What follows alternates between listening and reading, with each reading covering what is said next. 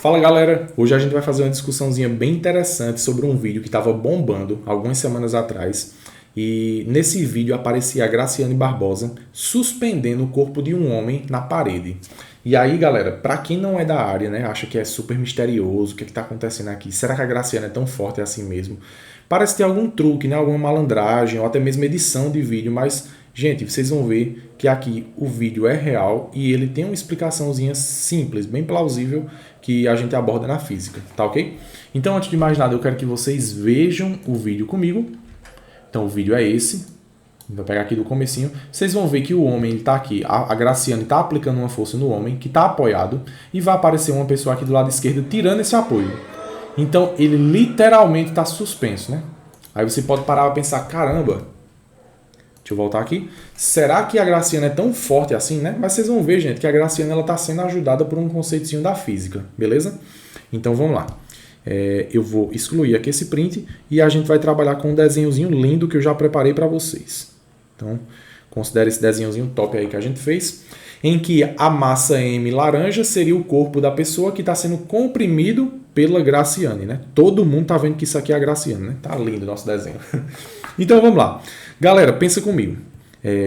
Para você conseguir compreender o que a gente vai discutir aqui, tá? Antes de mais nada, eu quero que vocês fiquem cientes que a gente vai fazer duas explicações para essa situação. Vai ter a explicação mais simples e a explicação mais complexa. A gente vai dividir esse vídeo em duas partes. Essa primeira parte vai ser, então, a explicação simples. É uma versão simplificada. Que, inclusive, alguns professores já gravaram algumas explicações baseadas nessa explicação simplificada que eu vou dar a vocês. Mas eu vou trazer uma situação 2, que é a explicação mais complexa, mais bem elaborada, e aí sim a gente vai precisar de alguns elementos a mais nessa discussão. Mas, por enquanto, vamos focar nessa parte mais simples. Pensa comigo, galera. Aqui eu quero que vocês dêem um zoom. Imagina que a gente está dando um zoom, e aí eu vou ter, do lado direito, eu tenho a superfície laranja, que é a nossa caixinha, e eu tenho do lado esquerdo em contato, eu tenho essa superfície preta que seria a parede, ok? Então eu dei o zoom aqui, tem duas superfícies em contato, seria a preta do lado esquerdo da parede e a laranja do lado direito que seria a caixa, que seria o corpo do homem, né, que está sendo suspenso. Galera, por mais que um corpo ele pareça ser perfeitamente liso, a gente sabe que os corpos eles apresentam uma certa rugosidade. Se eu pegar a rugosidade da parede com a rugosidade da caixa, quando essas rugosidades entram em contato, elas vão meio que se travarem. E aí a gente vai ver que elas vão oferecer uma certa resistência ao deslizamento entre essas duas superfícies. Para quem manja um pouquinho aí das leis de Newton, sabe do que a gente está conversando, né? A força de atrito vai vir por aí. Então, beleza.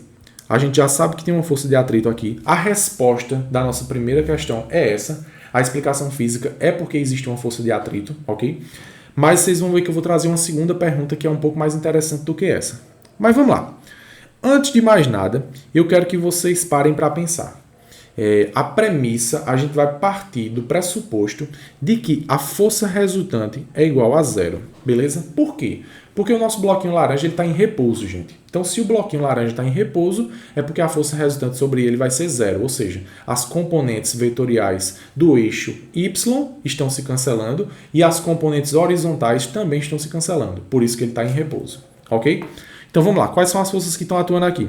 Eu tenho uma forçazinha F, que seria a força que a Graciane Barbosa aplica no homem, que está sendo comprimido na parede, né? Essa seria a força F. E aí a parede ela vai reagir. A parede ela vai produzir uma força perpendicular que a gente chama de quê? De normal. Exatamente. Beleza. Quais mais forças estão atuando aqui? A gente tem uma componente vertical para baixo, que é a peso. Esse vetor sempre vertical para baixo é o peso. Se eu parasse por aqui, esse corpo necessariamente estaria em movimento, gente. Porque a resultante está para baixo, né? A gente sabe que o corpo ele sempre tende a se deslocar para onde aponta a força resultante. Então, se a gente garante que esse bloco laranja está parado, é porque existe outra força aqui, que a gente esqueceu de colocar. E quem é que seria essa força? É uma força que ela é contrária à tendência de movimento. E a gente chama essa força de quê? Exatamente, de Fati. Ok? Beleza, representamos todos os vetores, né? A gente sabe que a força resultante é zero, repouso, e a gente sabe já os 4 vetores que estão atuando aqui. Então, vamos lá. No eixo X, a gente vai pensar em duas situações diferentes. Uma para o eixo X e uma para o eixo Y. Galera, para o eixo X, a gente vai ter o quê? Que F necessariamente é igual a N, ok? A força N, F é igual à força N, beleza? A gente sabe disso porque o corpo está em repouso. Então, para o corpo estar em repouso, essas duas forças têm que ser iguais, ok? Analisando no eixo Y, o que é que está acontecendo no eixo Y? Se o corpo nem está descendo e nem está subindo, é porque a peso é igual a FAT. A peso necessariamente tem que ser igual a FAT.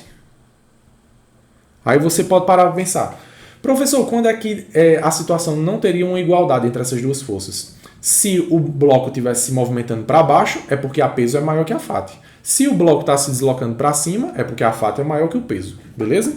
Mas nesse caso não, ele está em repouso, então as duas forças são iguais. Quem é que é essa peso?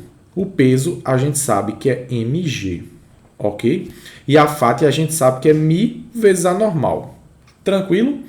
E além disso a gente sabe que essa normal, aqui ó, a gente sabe que a normal é igual a F, né? F é igual a normal, então já vou substituir essa F aqui, ok?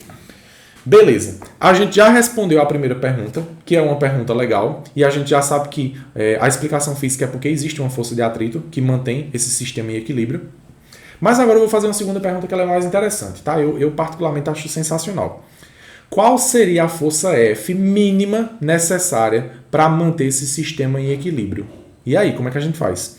Eu vou isolar o nosso F, beleza? A gente vai isolar o F da equação e a gente vai ver que F é igual a mg dividido pela μ, certo? Essa μ seria o coeficiente de atrito. Deixa eu puxar mais para cá. Ok. Isolei o nosso F e a gente agora vai tentar descobrir quem é que é a força mínima necessária para manter o sistema em equilíbrio. Então vamos lá. Vamos atribuir alguns valores, né? Deixa eu puxar isso daqui mais para cá, para a gente usar o espaço direitinho. Então vamos lá. Pensa comigo. Agora vamos atribuir alguns valores, né? Eu sei que a massa pode ser um corpo de 50 kg. Eu vou atribuir que a gravidade a gente sabe que é 10, mas o coeficiente de atrito eu vou dizer que é 0,5, tá? É um coeficiente de atrito relativamente tranquilo para a gente trabalhar, não vai dar nenhuma conta quebrada. Então vamos lá. Substituindo na nossa equação a força mínima, lembra só de um detalhe que seria esse μ aqui, na verdade ele é um μ estático, tá? Quem lembra aí das explicações do μ cinético e o μ estático, a gente sabe que o μ estático é quando não existe deslizamento entre as superfícies, beleza? Que é a situação que a gente está. Então, a gente vai calcular, na verdade, esse μ estático, a força de atrito estática máxima, né? Porque vai ser a força necessária para manter esse sistema em equilíbrio.